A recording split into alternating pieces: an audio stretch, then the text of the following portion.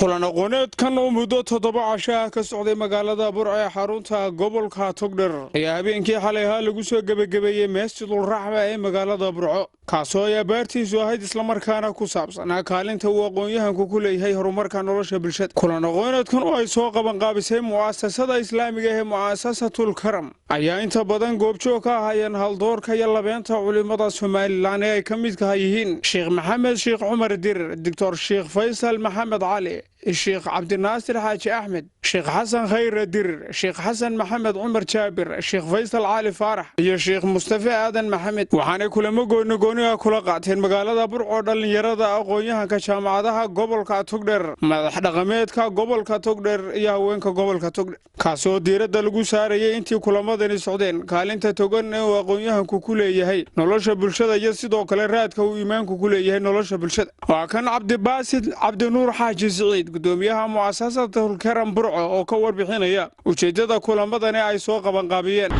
haddaba maxay tahay ujeedooyinka ay ka leedahay mu'assasatul karam nadwadan?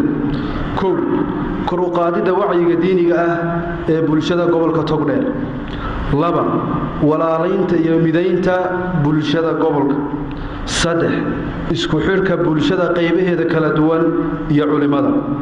4 gudashada waajibka diiniga ah ee sharciga ah ee saaran culimada kaasoo ah inay faafiyaan diinta islaamka iyo dacwada. mu'asasada karam iyo culimadu waxay u soo jeedinayaan xukuumadda inay ilaahay kaga baqaan xilka ay ummadda u hayaan isla markaana ay u adeegaan ummadda si hufan una ilaaliyaan diintooda, dhaqankooda iyo adduunyadooda. sidoo kalena inay ku xaliyaan khilaafaadka siyaasiga ah ee dhexdooda si ku dhisan tanaasul, dulqaad iyagoo eegaya maslaxadda ummadda dhex.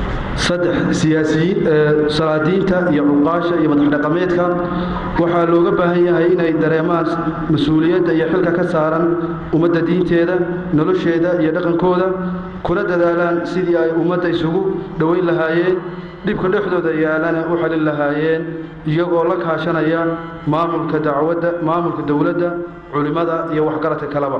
sidoo kale iyana waxaa halkaasi ka hadlay gudoomiyaha mu'assasatul karam Soomaaliland Sheekh Cabdullaahi Maxamuud iyo qaar ka mid ah madax dhaqameedkii dhalinyaradii aqoonyahankii iyo culimadii muxaadarada dowrooyinka ah waday ee ka mid ahaayeen Sheekh Cabdiqani Aw Saalax, Sheekh Yuusuf Maxamuud Diiriye, Suldaan Sheekh Yuusuf Cabdi Caawad iyo qaar ka mid ah madaxda gobolka Togdheer waxaana ka mid ah hadaladoodii.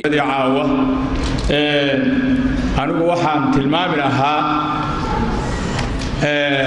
شعار رنية حيث ثم لا تسألن يومئذ عن النعيم نعموين كافراء بدن أمنك يا إيمانك يا علمك يعني وحويان ماركت وين غفر عليك بدن كانوا وين استعمال السوشيال ميديا وين إنه خير ككورنا يتغير الشريعة يدين تا يوناك وين إنه كوعي قليل عدد كان إسكعاي السوشيال ميديا مارتي ملقيه ملك قدعيا waxay mu'asasada karam soo celinaysaa walaaltinimadii insha Allah ay doonaysaa inay dadka ku beerto walaaltinimadii islaamka.